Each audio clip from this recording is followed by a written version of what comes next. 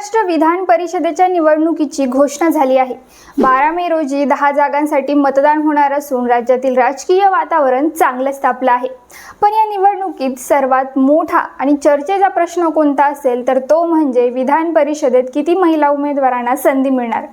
कारण प्रत्येक पक्ष महिला सक्षमीकरणाची भाषा करतो, महिलांना प्रतिनिधित्व देण्याचे दावे करतो, पण प्रत्यक्ष उमेदवारी देताना किती महिला नेत्यांना संधी दिली जाते हे पाहणं आता महत्त्वाचं ठरणार आहे।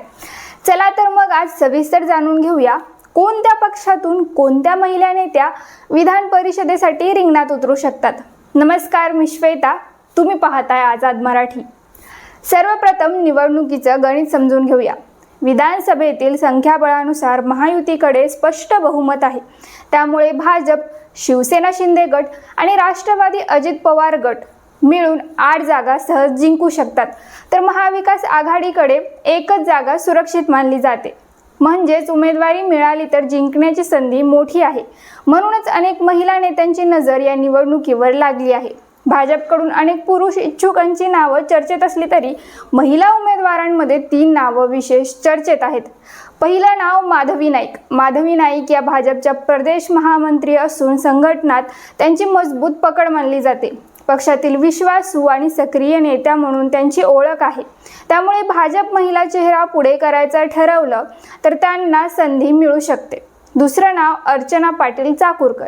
मराठवाड्यातील प्रभावी नेतृत्व म्हणून अर्चना पाटील यांचं नाव घेतलं जातं।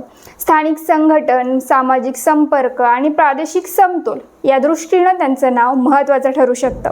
तिसरं नाव प्रज्ञा सातव। प्रज्ञा सातव याआधी काँग्रेसकडून विधान परिषद सदस्य राहिल्या आहेत, नंतर त्यांनी भाजपमध्ये प्रवेश केला, त्यामुळे अनुभवी महिला चेहरा म्हणून भाजप त्यांच्यावरही डाव खेळू शकतो। महत्त्वाचं म्हणजे प्रज्ञा सातव यांना विधान परिषदेचा अनुभव आहे, त्यामुळे त्या भाजपसाठी रेडी टू यूज उमेदवार ठरू शकतात। शिवसेना शिंदे गटाकडून सर्वात चर्चेतलं नाव म्हणजे डॉक्टर नीलम गोऱ्हे। विधान परिषदेच्या विद्यमान उपसभापती, सलग अनेक वेळा निवडून आलेल्या आणि विधान परिषदेत प्रभावी उपस्थिती असलेल्या नेत्या। त्यांचा कार्यकाळ संपत असल्याने त्यांना पुन्हा संधी दिली जाईल का याकडे सगळ्यांचं लक्ष लागलंय। नीलम गोऱ्हे यांना पुन्हा संधी दिली तर अनुभवाला प्राधान्य दिलं गेलं असं मानलं जाईल। दुसरं नाव शीतल म्हात्रे। मुंबईतलं आक्रमक महिला नेतृत्व, पक्षप्रवक्त्या म्हणून ओळख आणि माध्यमांमध्ये सक्रिय चेहरा। शीतल म्हात्रे यांची पक्षात वाढती ताकद पाहता शिंदे गट त्यांना विधान परिषदेत पाठवू शकतो। तिसरं नाव आहे शायना एनसी। भाजपकडून शिवसेनेत आलेल्या शायना एनसी यांना राष्ट्रीय प्रवक्तेपद देण्यात आलं आहे। मुंबई, महिला वर्ग आणि शहरी मतदारांमध्ये त्यांची वेगळी ओळख आहे। जर पक्षाला ग्लॅमर प्लस बौद्धिक प्लस शहरी चेहरा हवा असेल तर शायना एनसी यांचं नाव पुढे येऊ शकतं। अजित पवार गटाकडून पुरुष इच्छुकांची संख्या जास्त असली तरी महिला उमेदवारांमध्ये सुरेखा ठाकरे यांचं नावही चर्चेत आहे। जर राष्ट्रवादीने महिला प्रतिनिधित्वावर भर दिला तर सुरेखा ठाकरे यांना संधी मिळू शकते। मग महाविकास आघाडी काय करणार? महाविकास आघाडीकडे केवळ एकच जागा सुरक्षित मानली जाते, त्यामुळे इथे उमेदवारीसाठी मोठी स्पर्धा आहे। काँग्रेस, ठाकरे गट आणि शरद पवार गट यांच्यात समन्वय साधावा लागणार आहे। जर महिला कार्ड खेळायचं ठरलं तर या जागेवरही महिला चेहरा समोर येऊ शकतो, परंतु महाविकास आघाडीतून उद्धव ठाकरेंचा विधान परिषदेचा कार्यकाळ संपत असल्याने महिलेला संधी मिळण्याची शक्यता तशी धूसर आहे।